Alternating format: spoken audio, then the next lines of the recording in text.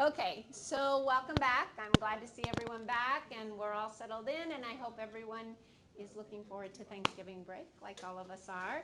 So this is our second in the series of differentiating for English language learners. We're going to be talking today about academic language and content vocabulary. Let me see how this works. Maybe do we want to turn lights off so it's a little darker or not? Okay, so question, how do we teach content to ELs? And the answer is easy. The same way we teach everyone else, just with a little bit more focus on language. So that's what we're going to be looking at today. Well, there must be an easier way to do this. So here's our goals for today. Thank you, Liz. Here are our goals for today. We're going to revisit academic language. And the reason I say revisit, we haven't as a group visited it together. But the reason I'm saying we're going to revisit it is because I think we're all pretty clear what academic language is, but you may not have really looked at it through the ELL lens. So we're going to be doing that. We're going to be identifying some academic language and doing some activities with academic language. And then we're going to touch on differentiated grading because it's kind of a touchy subject. So we're just going to take a little bit of look at that. Surely there's, all right. So I want you to take a minute and read this definition of academic language.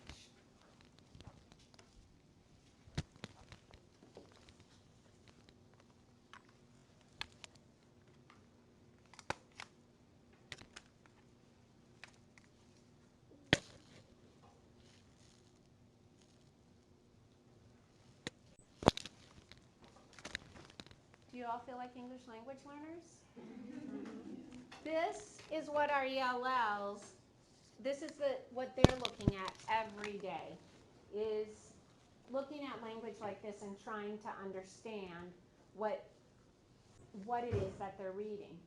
So, sorry. WIDA's English language standards for vocabulary are a bit more clear. They address the content area. So we have language for social and instructional purposes, which English language learners communicate for social and instructional purposes within the school setting. Language for arts, language for language arts, which is the language that they're using in reading and writing. Language for math, I think that's pretty self-explanatory. Science, language for science, and language for social studies.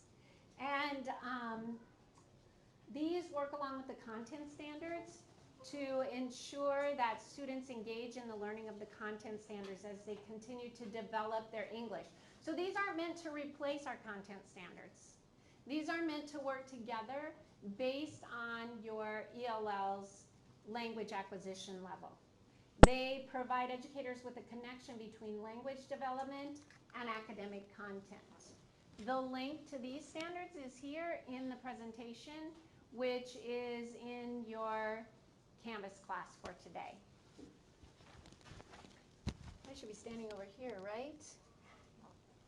All right, so let's also take a little look at what the difference is between social language and academic language. Social language is playground language. Things that they're using for everyday interactions inside and outside of school. Social interactions, less specialized language, less cognitive demand, use in social contexts, and acquisition requires the understanding of cultural and social norms. We all have those kids that can speak, but we still have to work with them a little bit on what how to speak appropriately with your peers, how to speak appropriately to your teachers. Not academically, but just, no, we don't talk to our teachers like that. So Academic language, on the other hand, is things we use in our academic setting, for the classroom, for reading and writing. It requires specialized knowledge, and there's much more cognitive demand with academic language. Here's the big eye-opening difference. Acquisition of social language, 3 to 5 years. We all have those kids that come in a year. Woo, they've got it. We think they've got it. 2 years, they're ready to go. But they might have the social language, but they're still struggling with their academic language. That proficiency can develop in a minimum of 4 to 7 years. So when you're thinking about your English language learners who sound proficient, they may be proficient in their social language, but there's many that are still struggling with that academic language. It's hard. Academic language is hard for native English speakers. So for kids who are coming and learning a new language, gathering that academic language is really the last step in the language process as far as their speaking. So in social language, examples of social language are listening to your coach, having face-to-face conversations with your peers, writing in a friend's yearbook because you're going to use that text language, I call it all the time, reading a lunch menu, writing a post on Facebook, texting. Is it bad for them to be doing that stuff? Absolutely not. They need to develop their social language as much as they need to develop their academic language. Just takes a little bit longer. Academic language is describing a classic work of art, defining a science term, explaining how to solve a complex math problem, comparing and contrasting two opposing parties in a historical dispute, summarizing information in a research paper. Things that are not easy for a lot of us, that take a lot of time and really a lot of cognitive effort, and yet we're asking kids who have maybe only been in the country for a year or two to do the same thing. So that's the difference, looking at the difference between social and academic language. Then we move on to, we have our tiers of academic vocabulary. So tier 1 words. These are words that are usually acquired through everyday speech. They're part of that social language. Kids get them really quickly. Your tier 2 words are academic words that appear across all types of texts. So not something that you might see it in language arts, you might see it in math, you might see it in social studies, you might see it in science. Some examples: contrast, obvious, omit, prediction. They're not those easy words, but they're words that can show up everywhere. And then our tier 3 words are domain specific. Words you're going to be using in social studies, like this word, aristocracy, right? Did I say that right, my social studies teachers?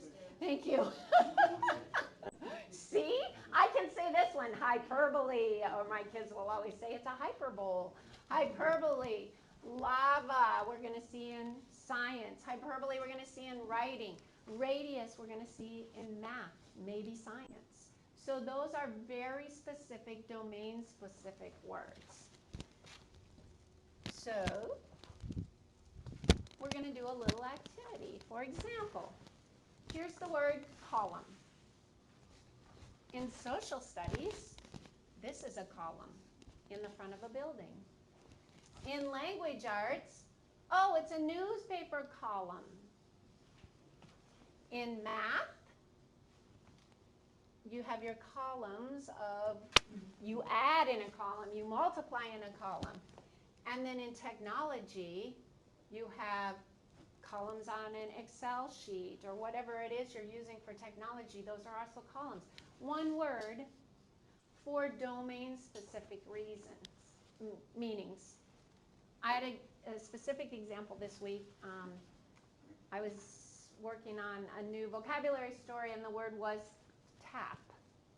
And I had both my Spanish and my Russian kids look up tap in their bilingual dictionaries, and both of them said, oh, it's where the water comes out. Ooh, yeah, it had to refer to my Spanish-speaking aide to say, well, okay, this, and she's like, yeah, that's what that word means. We would say something to, I don't know, I don't speak Spanish. Maggie, help me out. Right. Okay. So, and you know what? I couldn't help my Russian speaker. So I had to just show her, this is what we mean, touch, tap. And yes, tap is also where the water comes out. So we're going to do a little activity. I'm going to have you wake up your brains since it's just after lunchtime and we're all in the dark and it's nice and quiet and peaceful in here. I'll let you work in partners or groups, whatever you want to do. I'm going to give you each a Post-it note, and I want you to brainstorm however many words you can think of that are domains, that have domain-specific definitions. So, like column, in math, it would look like this. So then you can write the definition, or you can draw a picture of the definition, and you're going to stick them up over here on my sticky chart of multiple meaning content words.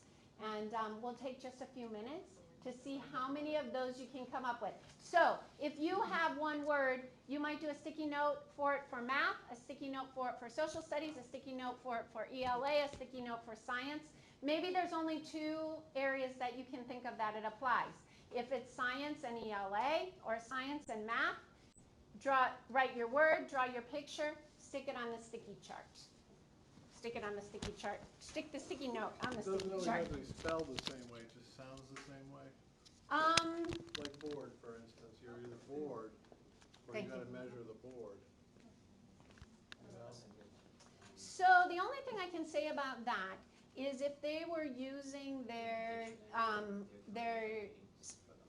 native language dictionaries, they would be looking it up differently then. Preferably spelled the same way. Let's see what we can come up with. All right, so I'll give you this is going to be a quick activity. I'm going to give you about 3 to 5 minutes to think of these, get your brain activated, and then we'll go over them real quickly.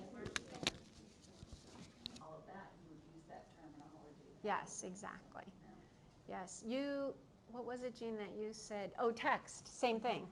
Because I'll say, doing learning goals, we found finding evidence from the text, and I say to him all the time, I'm not talking about this, I'm not talking about this, I'm talking about, and they know to say to me, anything you read, because and then we had to talk too about where do you find text? A magazine. I had to show them what a magazine was, because kids are finding their information now online rather than in an actual magazine. So this is a great visual for just 3 minutes of work of how many different meanings one word can have and how difficult that is. I mean, some of us were like, oh yeah, teeth of a comb, and imagine trying to figure that out in another language. So we're going to work together to break down this math problem so that we can kind of get an idea of what is challenging for our students. We're going to break it down in 2 different ways. First of all, you always have to think about what language acquisition level are your students. You're going to look at it differently for your level 1 students than you're going to look at it for your level 3 or 4 students, your higher level acquisition level students. The first question is, we're just going to look at what might be difficult in terms of content. So this is obviously a math problem. Addison wants to ride her scooter more than 100 miles this month. She's already ridden her scooter 12 miles. Which inequality could be used to determine the mean number of miles, M, she would need to ride her scooter each day for 20 more days to achieve her goal? So put your math hats on and think about the math terms. Now, mind you, we're the only country not using the metric system, right? We're the ones that are using standard measurement. So keep that in mind as you tell me what might be difficult, what might you highlight for your students just for content, just math. We'll look next, we'll look first at content, and then we'll look at language. Because there may be some, of course, there's going to be some overlap there as well. So, math-wise, what do you see that's going to be a challenge? You can shout. Miles, exactly. What are they used to? Kilometers, right? What else? Inequality. Inequality. There's a big word. What is that? Achieve. The mean number. Even scooters, some of them may not even know what a scooter is. So that would not be math, though, right? That would be our language. Looking at, but yes, absolutely. But we'll look at the language next, just math. Okay, so we've said Addison wants to ride her scooter more than Miles is a problem. What about determine? So that would be, Is that still just? Well, determine would, it's That- used in mathematical. it's a it's one of those words, right? I use it in my learning goals. We use it in math. We use it in language arts. Is this a math word? Inequality is right. Right, but what about month? When do we teach our kids about months of the year? I don't know, I don't teach little kids most of the time. When do you teach them? During math, right? Is that a math skill, calendar skill? So month might be, something that they're not really familiar with. We said miles, we said inequality. Mean, right? You're so mean. This is how I always used to tell my fourth graders to remember how to do mean, though. My mother is so mean, she makes me add all the numbers and divide them by the... Anyway, sorry, I digress. Number miles, she would need to ride her scooter each day for 20 more days to achieve her goal. All right, so look at even the unwritten portion. What about these symbols? Okay, math is the universal language, right? But I know that last year I had 2 Spanish speakers come from Cuba who said something about this is not the way we multiply there. They were struggling in math because of the system was just different of how they did it. So, all right, so language. What might we see our students having a problem with just language-wise? Jen pointed out scooter. They might not know what a scooter is. Hopefully there's a picture here. Ridden. Maybe like the Tense. presently, Why? future. What? Yes, exactly. So you're saying, what I hear you saying is that they might not know what ridden is because they don't know that it's the of ride, exactly, past tense of ride. Scooter 12 miles, which inequality use that word determine, that's across the board difficult. The mean number of miles she would need to ride her scooter each day. How about this one? Achieve, right? Her goal. So when we're breaking down what we expect our students to read and to understand, especially in the content area, we want to make sure that we're looking at it through a lens of, okay, what is hard content-wise? Now, what is hard language-wise? And what can we do to help them with that? So we're going to, now I'm going to make you work again. So I'm going to give you a checklist for increasing academic language awareness. This is where I asked you to bring a text with you. If you were not able to, I brought a whole bunch of them.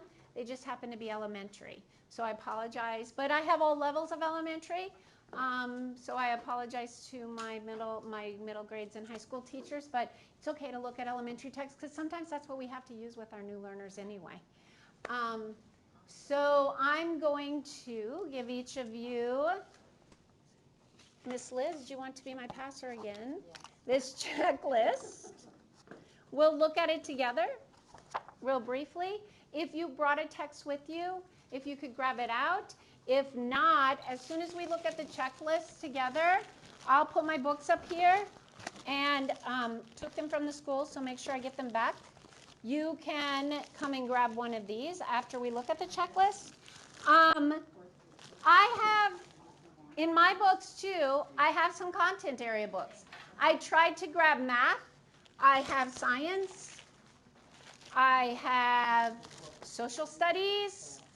So if you don't like the book that you brought and you want to use one of mine, you're welcome to do that too. And they're from our guided reading series, so there's several of the same book. If you're working, you're going to work together in a group of about, I'd like you to group together with about 3 or 4, but like I said, I want to, Miss Liz, could I have one of those? I apologize, I don't have a document camera here, so for to be able to give it. So what we're looking at, the directions where to find a text you'll be using with your students. Why are you teaching this? Is it science? Is it social studies? Is it language arts? Is it technology? What subject area are you teaching? And then you're going to look at the various elements of the text's academic language. So we're going to look at what are the tier 1 words. And I'll go ahead and go back to the slide that has the tiers. In fact, I'll do that now. Otherwise, I say I'll do that and then I won't go back. All right, so you're going to look for the tier 1 words. Are they general academic words? Does the vocabulary in the text lend itself to mini lessons? Do you see in the text, oh, I should give a mini lesson in this because my students are not going to understand this? I don't want you to use the whole book. Pick a page out of the book and just look at that one page. Or if you brought a chapter book that you're using or Shakespeare with them, pick a paragraph. Use that information. You're going to look at the grammar and what looks challenging as far as grammar. The organization. What type of text is it? How is it organized? Do the ideas hang together?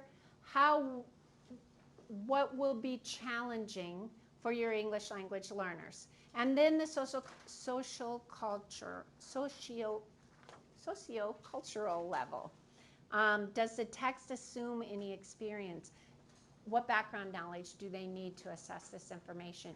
How do you want to give that to them? So I'm going to give you some time to work together. Like I said, get in a group of 3 or 4, however you want to. If you need a text, please come grab one, and then we'll go over these at the end. So let's just take a minute, and if you would briefly, someone from your group, briefly share out what kind of text you are using. And I don't need to know, we all don't need to know all the answers, what you gave, but what was your general impression after this activity, and how might this checklist help you as you move forward? So, who's going to start? I'll do it. Okay. I'm going to move back here. Well, we randomly chose the textbook that was in this classroom, and, which somebody has to use, obviously. So we took someone's advice, sage advice, and just did one paragraph. And it has a couple words that are already highlighted in the textbook, but we found that we were the group that was overwhelmed. How would you deal with some of these vocabulary words or concepts? And this was just an introduction paragraph. What else do you want to know? Well, it was geography, and we were like, just getting past the vocabulary is one struggle. The other one is to even understanding, this is talking about early settlers. Did they even know the background of the United States and the early settlers and slavery and all of that? Like, they don't have the background knowledge quite possibly, and even the way it's written. So, like, as an English speaker only, I can look at some Spanish and pick out some key words, but there's a lot of prepositions. However, comma, well, on the other hand, comma, and you're like, that changes everything. So even if you're following along literally, you miss the whole meaning just in the way that it's written. So it was very challenging. Yeah. reading through that. So did you find any benefit from the checklist? Was there a lot of benefit? But there's a lot of need for mini lessons. Yeah, totally. And again, that was just one paragraph, so. All right, very good. All right, so, right. So the checklist is helpful, and I have extra checklists. You can take one of those because you don't have to spend hours of your time doing that, but just reflecting on that checklist and reminding yourself these are the things that I might need to look for in this text that we're going to be working on, because oftentimes you're working on the same text for a long period of time. So, Maggie, do you want to hit the lights again? Do you mind? Thank you. All right, so what can we do to help our kids when we get to this point? We've done the checklist. We know what the problems are. Here's what might snag them up. So the next thing that you might want to do is look at some differentiation strategies. My helpers here passed out 2 different packets. One of them, sorry, I didn't have any staples. One of them, are these them? Okay. So this packet that has figures on the top, these are some strategies for your level 1 and 2 language acquisition kids. We'll just look at them real quickly. So figures, I call these a Freyer model. Being avid schools, I think that's what most of us are using these as Freyer models. They happen to be called figures here. So you can do this easily without this model. 4 square on the paper. What's the word? What's the definition in English? And I always have my kids, I explain to them what it is, and then I always have them come up with their own definitions. Because you can look up a definition in the dictionary, and half the time they don't know what the definition means. Because the words the words defining the word that you're working on are too high level for them to understand. So better for them to be able to actually draw a picture and write about what they've drawn after you explain the word to them what they mean. They're going to get a much better understanding. They're going to own that word more rather than looking at a dictionary definition. So one way of breaking down the vocabulary and helping them with those content-specific words. On the next page are using your question and sentence starters. It's always much, much, much less intimidating if you have some way to start your sentence. And depending on the level of your student, it may be a sentence starter and they complete it, and your higher level students have to add detail, or it may be fill in the blank. You know, if that's where they are and they can fill in that blank, help them feel successful by giving them the information for them to just fill in the blank. And these also have some great questions for that collaborative conversation. Can you tell me a word you learned this week? Please tell me a word you learned this week. Having them ask their partner. So, and then giving the partner the opportunity to respond. Even if they can respond in their native language and then someone helps them to say it in English. So our next one is the narrative word chart. This one would be more for your English language arts. And these aren't necessarily the words, or you can pick and choose. I'm an elementary teacher. We don't really use protagonists and antagonists. I know you do at the high school, but character, setting, conflict, events, dialogue, resolution, theme, those are all context words that we can help them understand and help them recognize in a reading. So what is the meaning of that word in English? What's the meaning in your home language? And doesn't mean the same thing. If you look it up in your dictionary, is that a word that means the same thing that we're talking about, or do we need to have a conversation about what it does mean? Again, sometimes this might be a picture, might not necessarily have to be in actual words. It might be well, then there's a slot here for a picture. But they don't always have to write a complete sentence. Whatever they can verbalize and put in there is an accomplishment, depending on their level. Again, introduce these words, the academic vocabulary. I guess I'll go here. Sorry.